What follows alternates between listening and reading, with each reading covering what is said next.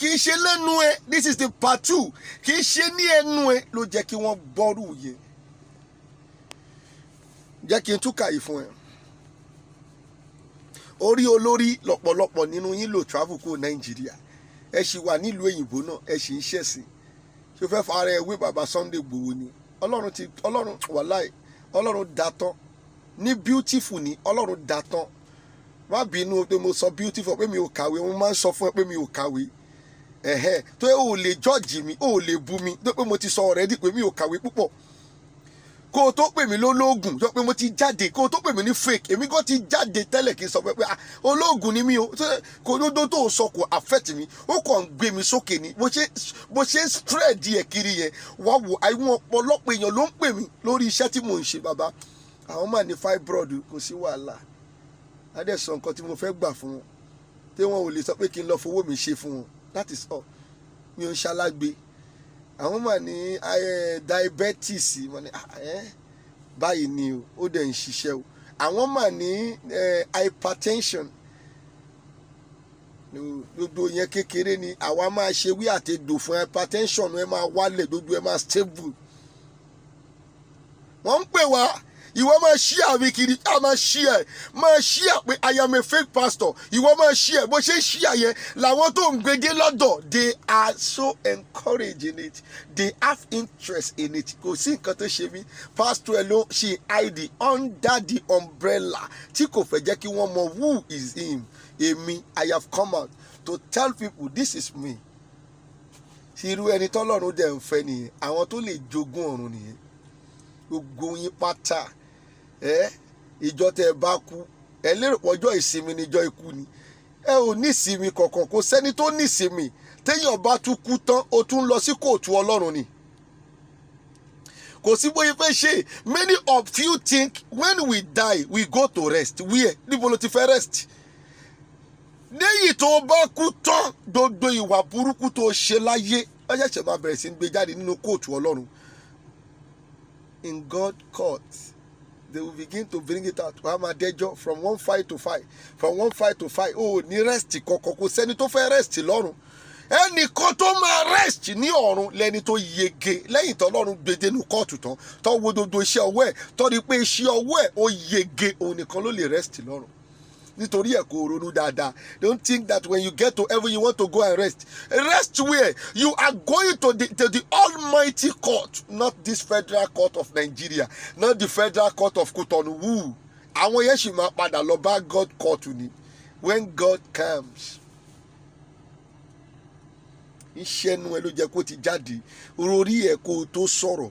Tí bàbá Sunday Igboho tó bá rí tó dúró báyìí, wàá rí pé ọmọ tán síbẹ̀, ó nọ́lá, ó lówó, Ọlọ́run ṣàánú ẹ̀, ó tún fún àwọn èèyàn bu jẹ́ bu dànù. Ṣé o gẹ́tì torí ẹ̀ kò lè mọ ẹni tó lè betrayed òun? He can never.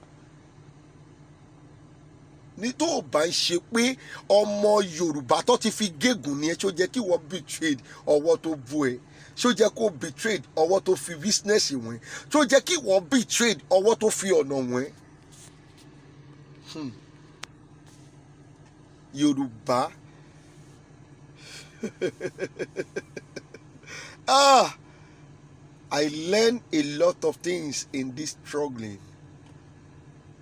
You know, I did not talk yesterday. I get silent. I learned a lot of things in this Yoruba nation struggling.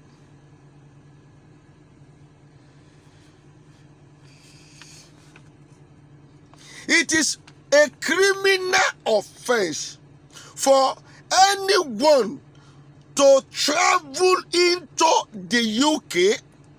Listen to me very carefully. To travel into America, to travel into Canada or any legal country with fake documents. But kì í ṣe ti lórí ọ̀rọ̀ bàbá Sunday Igboho yìí o. Ṣé kí n sọ fún ẹ? But asylum seeker, ẹni tí wọ́n ń lé, ẹni tí wọ́n fẹ́ pa, tí ìlú kan fẹ́ pa, tí gọ́ọ̀mẹ̀ntì ìlú kan fẹ́ pa, àbí bí community kan fẹ́ pa, tó ń sá pé kí wọ́n má pa òun, àwọn ni wọ́n ń pè ní asylum seeker, tí wọ́n ń sá kúrò nílùú kan, tí wọ́n fẹ́ sáré bọ́ sí ìlú kan wípé wọ́n fẹ́ pa àwọn làwọn ṣe dé. Kì í ṣe bí irú ti Sunday Igboho. But asylum seekers who are fleeing for their life and have no other way of traveling to safety or to save their life, tí kò sí ọ̀nà kankan láti lè save ayé wọn.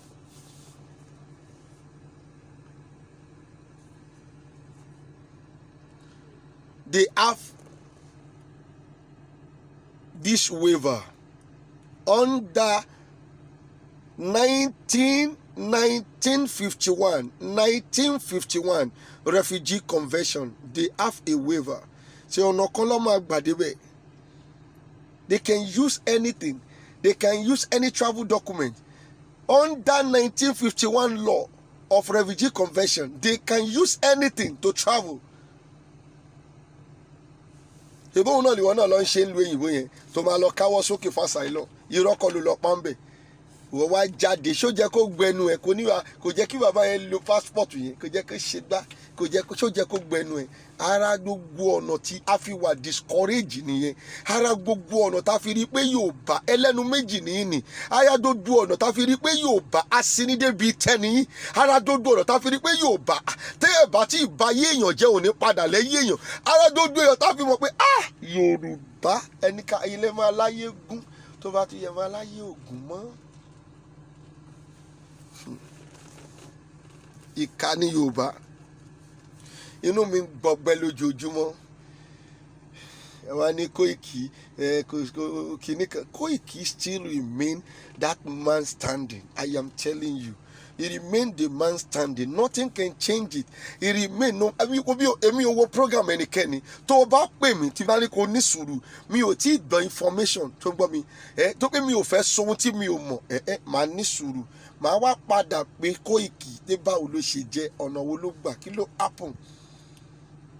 Wọ́n máa fún wa ní details tó bá ti sọ ó tán àti tí àwọn tá a tún máa pe àwọn tó tún ga sókè pé báwo ló ṣe jẹ́ tọ́tù ó ti tán àwọn tá a mọ̀ pé wọn ò sí nínú ọ̀rọ̀ irọ́ òtítọ́ ni ó tí wọ́n bá ti sọ confam ni. Àtijọ́ tẹ̀tí ń tẹ̀lé àwọn kan tí mo máa rí ẹ máa tún máa pè mí bàbá àwọn gbọ́ prógámù kan níbi kan wọ́n sọ bá àtìgbà inú mo ti mọ̀ pé ẹ̀yin ọmọ Yorùbá ẹ ò lè gbọ́ràn láéláé inú ìyàlẹ̀ máa kú sí i. Nítorí pé gbogbo ìgbà ni mo máa ń sọ fún yín Koiki ẹ lọ máa anything tó bá ti rí lọ́dọ̀ Koiki it is confirmed relative to Yorùbá nation ni o anything relative to Yorùbá nation anything tó bá ti lè rí lọ́dọ̀ Koiki forget about it, it is confirmed. Ṣé kí ló wá ń wá kiri ṣé tó bá ti pè nígbà tó wọ́n ní ẹ̀ẹ́dọ̀dọ̀ prógámù kan o ẹ máa gbọ́ nǹkan kan bí kan o wọ́n máa pé ẹ̀yin Yorùbá ẹ ò lọ́pọlọ ẹ ò lóhun tẹ ẹ ò lórí tẹ̀ ń rò. Lẹ́ni ìsìn mo gbọ́ prógámù kan tí wọ́n interview bàbá general Bọ́lárìnwá wọ́n wá sọ wípé kí gbogbo àwọn ọ̀dọ́ kí wọ́n lọ kọ́ lọ mú kàmpù wọn kí wọ́n lọ mú àwọn reasonable ọ̀dọ́ ni o àwọn tí wọ́n ti kàwé nínú wọn ẹ sọ fún bàbá Bọ́lárìnwá ṣọ́mọ ẹ ò kàwé ni kó lọ fi ọmọ ẹ̀ sí bọ́dà náà sáwọn bọ́dà ìlú kóun náà wà ń bẹ́ẹ̀. Omi tí mo ti go against ọ̀rọ̀ yẹn ni wípé nígbà tí wọ́n sọ wọ́n ní pé àwọn tí wọ́n kàwé àwọn reasonable ọ̀dọ́ ẹ lọ fi wọ́n síbẹ̀ kì í ṣe bẹ́ẹ̀ yìí ṣe ń jà tá à ń pariwo kiri ń títì yìí òun ló jẹ́ ká máa pariwo ìyẹn ò lè tèkì ìyẹn ò lè jẹ́ kí a dá òmìnira fine ó bá ti wá rí bẹ́ẹ̀ àwọn ọ̀nà tó jẹ́ kẹ́ ẹ lò nìyí ẹ kó àwọn ọ̀dọ́ sí káwọn ọ̀dọ́ kí wọ́n kó wọn ọmọ máa bọ́ wọn ṣe yẹ ọkàn máa bọ́ àwa ló máa bọ́ kí lọ́fẹ́ kó máa gbé ráìsì wá fún wa níbi tá a jókòó sí ká máa wéèsì gbèsè ayé àwọn ọmọ wa nílé òun lẹ́ sọ yàbí. Àwọn ọmọ tiwa wọn ò ní reason láti leave lẹ́sọ pé káwa máa dé ọ tún sọ débì kan wọ́n ní àwọn tí wọ́n kàwé kọ́ lọ gbé wọn síbẹ̀ àwọn akó aṣọ fún wọn aṣọ yẹn á jẹ́ pé nǹkan tó máa fi dá wọn mọ̀ ẹ ò pé kọ́kọ́ AK-47 fún wọn ṣáṣọ lọ́fẹ́ fi jagun. Àwọn tí wọ́n dẹ̀ ń bá wa fa wàhálà wọ́n legalize AK-47 fún wọn kí kò lè work ohun tí general Bọ́lárìnwá sọ ní area yẹn it cannot work in Nigeria, it can never work. Àwọn sọ wípé bó ṣe rò ní ọpọlọ wọn ṣùgbọ́n Ọlọ́run bá wa sọ wípé kò lè work. The government of this country does not satisfy the 3 tribes in this country, only satisfy one. Then it cannot work. He only back up the Hausa Fulani. He does not back up the Yoruba. He does not back up the Igbos. He don't want to hear about them. Can it work in that community? Àìmọye àwọn ọmọ tí wọ́n ti lọ dí gàgá sí ẹnu ibodè wọn tó yẹ pé ọlọ́pàá ló padà wá kó wọn bẹ̀. Wọ́n dí gàgá sí ẹ̀ tó pé wọ́n dí gàgá pé kí Fúlàní má wọlé, ọlọ́pàá ló wá kó gbogbo wọn dànù. Kò lè work. Ẹ̀yin náà mọ̀ pé kò lè work. Gbogbo yìí complete trick on our intelligence ni. Wọ́n tún sọ débi kan kò jẹ́ bàbá Banji Akíntóyè àgbàlagbà ni wọ́n mọ gbogbo kíní dáadáa, ṣe ló jẹ́ kí wọ́n dẹ̀ lọ sọ́dọ̀ Queen, ṣe báwọn lọ so wá pọ̀. Tí bàbá Banji ò bá lè lọ, tó bá pé nítòótọ́ ẹ̀yin fẹ́ràn Yorùbá àti pé ẹ fẹ́ràn wípé kí a lọ ní ìrọ̀wọ́ ọ̀rọ̀ sí, ẹ̀yin ṣàmọ̀bẹ̀ ó jẹ́ kẹ́yìn lè báwa gbé ìwé yẹn báwa òde UK rí. Wọn ò fún wa físà ẹ̀mẹ́rin láti apply tí wọ́n refuse wa, àwa ò débẹ̀ rí. Ẹ̀yin lè kéré, Ọlọ́run ti fún yín lórí ọ̀fẹ́, ó jẹ́ kẹ́yìn lè lọ síbẹ̀. Tó ní mò ń sọ nínú fídíò alákọ̀ọ́kọ́ yẹn, kì í ṣe pé wọn ò lè lọ, ṣùgbọ́n ẹ̀yin ọmọ Yorùbá àfibíṣólóore ni. Àfibíṣólóore ni. So therefore, bí General Bọ́lárìnwá ṣe ronú yẹn, bí olówó ṣe ń ronú nìyẹn. Àwọn ò ní mú ọmọ wọn lọ síbẹ̀. Ọ̀pọ̀ ọmọ wọn náà kàwé. Wọ́n dẹ̀ ní pé àwọn tó kàwé tó wà responsible yẹ kí wọ́n gbé lọ sẹ́nu ibodè. Wọn ò ní mọ́ wọn lọ síbẹ̀. Should all ronú in their own caliber àwọn dodo wọn fi ronú. So therefore, ẹ̀yin táníkà, ẹ̀yin ti fáyín kẹtẹ fẹ́ ṣe ni ẹkẹ lọ ṣekú. Ibẹ̀ ni kò ti pa yín, ibẹ̀ ni kò ti gún yín. Ṣèbí wọn ò fẹ́ yín níbọn. Wọ́n ní aṣọ nìkan kọ́kọ́ fún yín láṣọ, aṣọ ló máa fi identify yín. Wọ́n dẹ̀ fún àwọn kan tí wọ́n ti legalize pé tí wọ́n bá ti pààyàn gan, wọn ò gbọ́dọ̀ mú wọn. Police station, Fúlàní kan ò gbọ́dọ̀ sùn sí police station. Gbogbo Fúlàní tó rí yẹn pátá òun ló ní sẹ́ríkì. Ló ní ẹni tó ń darí wọn, wọ́n dẹ̀ ní nọ́mbà wọn lọ́wọ́, tó bá ti lè mú wọn báyìí, sẹ́ríkì wọn ni wọ́n máa pè. Sẹ́ríkì wọn máa wá pè wọ́n lókè. Òkè yẹn ló ti máa rédíò wherever tí ọmọ yẹn bá wà. A ní sórí ẹ pé ẹ ṣí èrè ni. Ṣé o fẹ́ káṣọ bọ́ lọ́rùn ẹ̀? Ṣé ẹ kò fi sílẹ̀ kó máa lọ? Ó gbọ́dọ̀ lọ ni. It cannot work in this country. Dodo tí General Bọ́lárìnwá tó sọ yẹn kò lè work in the country of Nigeria. The only thing tó lè solve issues Nigeria tí a bá ti ní àwòjagun kó lè kálukú kó silent. Ṣọ̀tàbá ní a fẹ́ da òmìnira ogun máa ṣẹlẹ̀ o. Sọ ní wọ́n tún sọ débi kan, wọ́n ní ẹni tí ò bá ti rí ogun rí, ẹni tó bá rí ogun rí kò ní gbàdúrà kí wọ́n ja ogun. Yẹ kí n sọ fún yín bàbá, tí a ò bá jagun kò sómìnira. Ẹ̀yin náà mọ̀ náà, before you can be bí ẹ ṣe rí yẹn, ẹ mọye training tẹ jẹ nínú àmì náà. Ẹ mọye training kẹ wọ́n máa sọ fún èèyàn wípé no, ẹ má lọ pass through training yẹn o. Báwo ni wọ́n ṣe fẹ́ di army? Báwo ni wọ́n ṣe fẹ́ di general? So therefore, tá a bá fẹ́ da òmìnira tòótọ́, we need to pass through that training. We need to pass through the war. Ṣùgbọ́n ohun tá a padà arrive sí ni wípé ohun tẹ́yìn náà ń sá fún ni wípé ọ̀rọ̀ ọmọ Yorùbá ìjà òun ò ṣe é jà. So therefore, you are big man. Ẹ ò dẹ̀ fẹ́ jẹ́ kẹ́nikẹ́ni kó dọ̀tí yín. Ohun tá a padà. When I sit down, when God is telling me a lot of things, ìkànnì pé kí n yé máa sọ pé báyìí Olúwa ló sọ fún mi. I am a prophet. I will never come out to say when God does not ask me to say. Èyí tí mo wá ní ọ̀sán yìí, why ṣe bí mi ò ṣáà jáde lánàá? Ọlọ́run ò ní kí n jáde ni.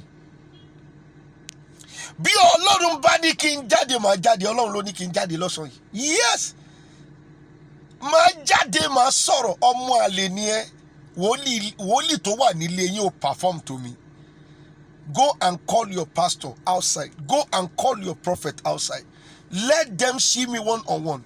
Ẹ jẹ́ kí wọ́n test agbára wọn, kí n test agbára mi. Then you will know who is prophet. Go and check all my video. listen to me. There are prophetic declaration there. When they are coming to pass, Mama Wata, Mama sọ fún yín, ẹ̀yin lẹ ò gbọ́ tó pé ẹ like ohun ènìyàn ju ohun tí Ọlọ́run lọ. So therefore, when I gather everything, we pray, all this big man, kì í ṣe pé wọn ò lágbára, kò ṣe pé wọn ò lágbára láti mú yín kúrò nínú oko ẹrú yìí, ṣùgbọ́n ẹ̀yin tó fẹ́ gbẹ́ lẹ́nu, tẹ́ máa padà wá mú, ẹ wá padà wá mú tó fi gbẹ́yìn lẹ́nu, tẹ́ máa fi pa wọ́n. Nítorí ẹ̀ ni wọ́n ṣe silent. Torí ẹ̀ ni wọ́n ṣe ń wò yín níran. Tí kẹ́yìn máa jẹ̀yà, kẹ́ máa bá wọn fọṣọ nínú yàrá. Kẹ́ máa bá wọn ṣe, kẹ́ máa bá wọn gbálẹ̀, kẹ́ máa bá wọn nu TV, kẹ́ máa bá wọn, kẹ́ bá dẹ́sẹ̀ wọn gan sílẹ̀ gan, ọ̀dẹ̀ wà ló ń ṣe pedicure àti medicure. Ṣórí ló listen to me. Wo ibi tí ọ̀rọ̀ struggling tó kọ́ mi lọ́gbọ́n dé. Oh my God. Oh my God. Yorùbá. Ẹ̀yin kéèyàn ya lọ ní sùúrù. Kó máa wòran wọn. Kó máa ní sùúrù. Yet we are not going back. We're still on the issue of Yoruba nations. We are still on that issue of Yoruba nation. We are not going back. Nothing will make us to go back. We continue saying about it. We continue talking about it.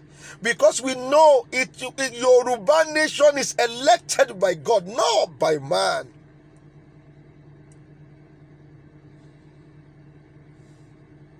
Not by man. It is by God.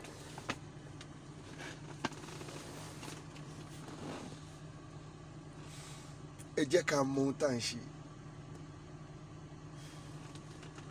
Bàbá Sunday Igboho kì í ṣe criminal o. Ó ń ja ìjà.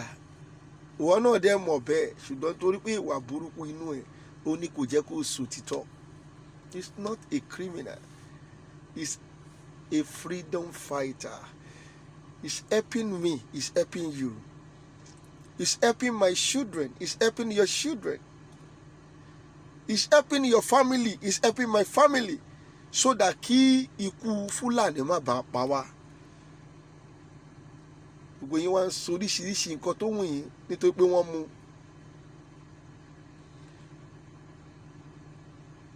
Ẹ wá ń sọ oríṣiríṣi nǹkan tó wù yín. Ẹ wá fẹ́ máa gbé ẹ̀bí fún aláre. Ṣàkókò yìí ló jẹ́ kẹ́ máa sọ yẹn. Àkókò tó jẹ́ kí unity wa kó pọ̀ kó tóbi. Awólọ́wọ̀ ti sọ́sẹ̀. Gbogbo àwọn bàbá tó ti kú yẹn ti sọ. Nǹkan tí ègún ṣe wà lẹ́nu yẹn. Tí nǹkan bá ṣe Sunday Igboho pẹ́rẹ́.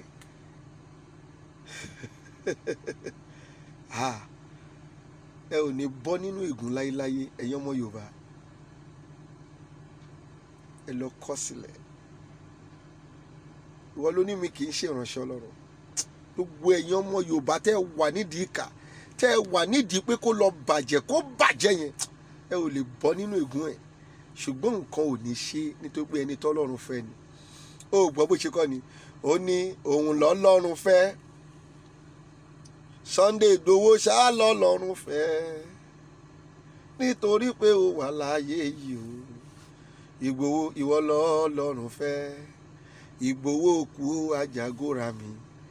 Igboho kú alààyè ni. Igboho kú Àjàgórà mi. Igboho kú alààyè ni. Igboho lè kú lágbára Ọlọ́run, lágbára gbogbo àwọn ọ̀ní ilẹ̀ tí gbogbo ẹ̀yin alágbára yìí, ẹ̀yin aláìṣòdodo tí ẹ dà. Lágbára Ọlọ́run, lágbára gbogbo àwọn ọ̀ní ilẹ̀, lágbára gbogbo àdúrà àwọn ìyá yìí, àwọn bàbá tó wà l'Amẹ́ríkà, UK, Europe, tí wọ́n ń gbà láàárọ̀ ní Nàìjíríà, tí wọ́n ń gbà lọ́sàn-án lórí Sunday Igboho. Mi ò ní kẹ́ ẹ má gbàdúrà lórí Sunday Igboho, ẹ má pé mi ò sọ bẹ́ẹ̀ rí. Ṣùgbọ́n lórí Nàìjíríà tẹ̀yìn tán pé kíní ẹ tẹ́ ṣe báyìí fún àdúrà ò lè work, Ọlọ́run ò lè gbọ́ àdúrà ẹ̀.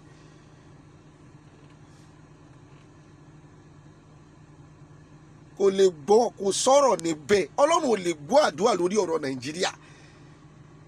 sayam èmi clarify ẹ̀ jáde ni if it is Nigeria ló fẹ́ máa gbàdúrà fún kò lè gbọ́ àdúrà kankan lórí ẹ̀ but àdúrà ẹ̀ tó bá gbà sí Ọlọ́run lórí Yorùbá nation àti Sunday Igboho, God is interested to hear. Yorùbá Yorùbá bàbá yẹn sọ nǹkan kan, bàbá General Bọ́lárìnwá tún sọ nǹkan kan. This is number 4 point.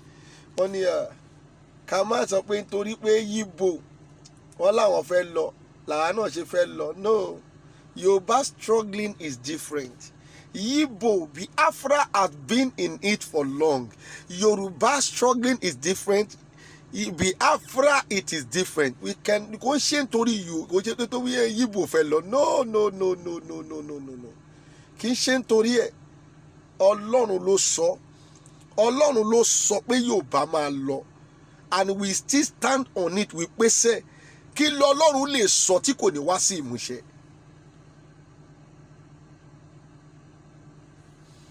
Kò sí ohun tí Ọlọ́run sọ tí kò ní wá sí ìmúṣẹ. Bó bá ti sọ̀rọ̀ bẹ́ẹ̀ náà lórí, alágbára lọ́lọ́run mi. Alágbára lọ́lọ́run mi, alágbára ni Jesu mi o. Bó bá ti sọ̀rọ̀ bẹ́ẹ̀ náà lórí, alágbára lọ́lọ́run mi. Finally, mo tún máa fàkókò ìdúpẹ́ lọ́wọ́ gbogbo ẹ̀yin ìyá wa tó létí tí ń gbọ́ràn òtítọ́, tí wọ́n dẹ̀ fẹ́ràn láti gbọ́ òtítọ́.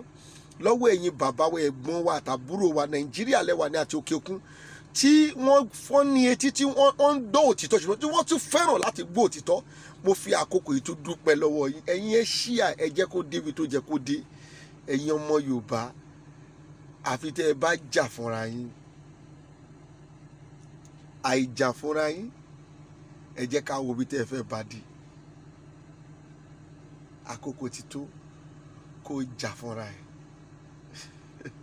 Ṣèbí bí èèyàn bá báyàwó ẹ̀ sùn, ṣèbí ó máa jà fúnra ẹ̀ ni. Tó o bá dẹ̀ rí ẹni tó ń du ọkọ ẹ̀, ṣèbí wọ́n ló máa jáde tó bá ló fẹ́ lọ jà fúnra ẹ̀. Tákòkò bá tó, àkókò tó lórí, tó pé ìgbà tó rí ó jà, tó rí pé wọ́n ń du ọkọ ẹ̀ wá pé ó jà. Nígbà tí ọkọ ò rí pé wọ́n ń dó ìyàwó òun, wá rí pé ó jà náà, ọkọ ò jà náà, kò rí ni. Tí àkókò bá tó, tí ìyà bá pa yín lórí, ẹ̀yin ọmọ Yorùbá, ṣèbí torí yìí là ń jà, tẹnita ló ń jà lẹ́ǹkùlé yín. Ẹ jà, ẹ bọ́ta, ẹ béèrè fẹ́tọ̀ yín. Ẹ jà, wàláì, ẹ bọ́ta, ẹ sì béèrè fún ẹ̀tọ́ yín. Nítorí pé orí olówó pé, orí táníkà ni kò pé. Olówó ń ronú bí olówó, táníkà sì ń ronú bí táníkà. Ẹ ò lè fa olówó wálẹ̀ to your level bẹ́ẹ̀ ṣe ń ronú. Àwọn dẹ̀ ti calculate dodo, ti mọ̀ pé ẹlẹ́nu méjì nìyí, àwọn ò lè support yín. Táwọn bá support yín, ẹ má tì wọ́n sínú mud, ẹ má insult wọn, ẹ má dire. I don't know what I mean. Má sọ ìbò yẹn, mo sọ pé mi ò kàwé púpọ̀ o. Ẹ kò lè mọ bó ṣe fẹ́ sọ̀rọ̀ sí mi.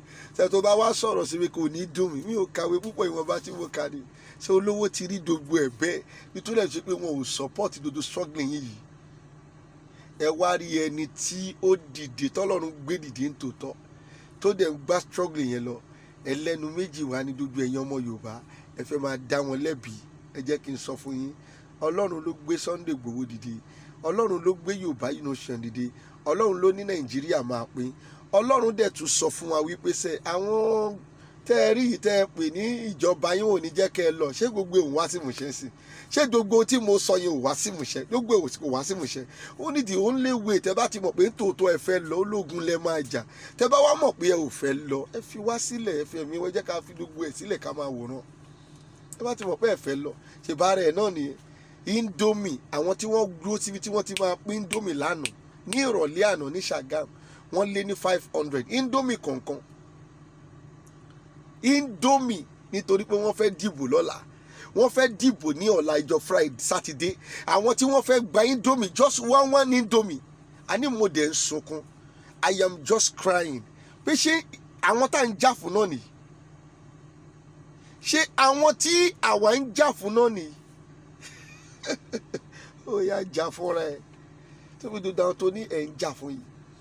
Àwọn ní Yorùbá tó jẹ́ pé wọ́n máa sì ẹ́ débi tẹ́ báyìí. Wọ́n á tún wá máa jẹ indomie tí wọ́n ń gbà lọ́wọ́ àwọn gọ́fíńmẹ̀ntì tí wọ́n fi ara ni wá. Wọ́n á máa jẹ lórí sàárè rẹ̀. Mo learn a lot of things nínú struggling yìí. A lot of things ni mo learn. Ẹ wò, ìjọ tí wọ́n bá ti rí wípé ẹ ò sí lẹ́yìn wọn, ìjọ náà lọ tó máa sit right.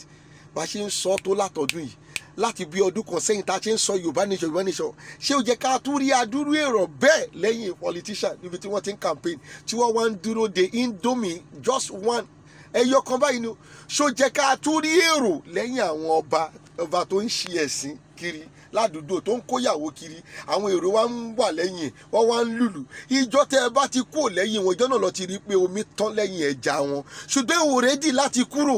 Ẹni tẹ́ ẹ fẹ́ palẹ̀ ń wá, ẹni tẹ́ ẹ fẹ́ ba ti ẹ̀jẹ̀ lẹ̀ ń wá, ẹni tẹ́ máa sìn débi tẹ́ òun lẹ́yìn ń wá. Àwọn ń pariwo kiri, à ń sọ́dọ̀dọ̀ ẹ kiri. Ẹ máa ń bẹ́ẹ̀ pé ẹ tẹ̀lé wa, tó bá tún yá a tún máa padà lọ rí lẹ́yìn àwọn ọ̀tá wa. I learned a lot of lessons in this Yoruba nation struggling. Ẹ ṣé gan ni. God bless you. I am still a prophet of God. I am still a spiritualist. I run spiritual church and I do spiritual work. My name is Prophet Baba Confirm JP. Worldwide known. Ẹ ṣé gan ni. Just share the video. Let it go to where it's supposed to get to. Let them reason with what I have said. We ought to change it. Besi ayé wọn. I cried yesterday. Mo sunkún gidi gan lánàá pé ṣáwọn ta lẹ́ ń jà fún níyì. Àwọn tẹ́lẹ̀ ń jà fún ẹ̀yin ń jà fún wọn. Àwọn ń jẹ oyè ìyálóde Oòduà. Kí ló dá nínú Oòduà tí wọ́n fi wọ́n jẹ ìyálóde Oòduà? Kí ló dá ń bẹ̀? Ṣáyé Odùduwà dá? Ṣáyé ilẹ̀ Yorùbá wà òkè? Já àṣìyà ẹ̀ kó jẹ́ ká mọ ibi tá à ń lọ. God bless you. Mo ń bọ̀ o, mi ò tí ì dé. Ọmọ Yorùbá fi kó ronú.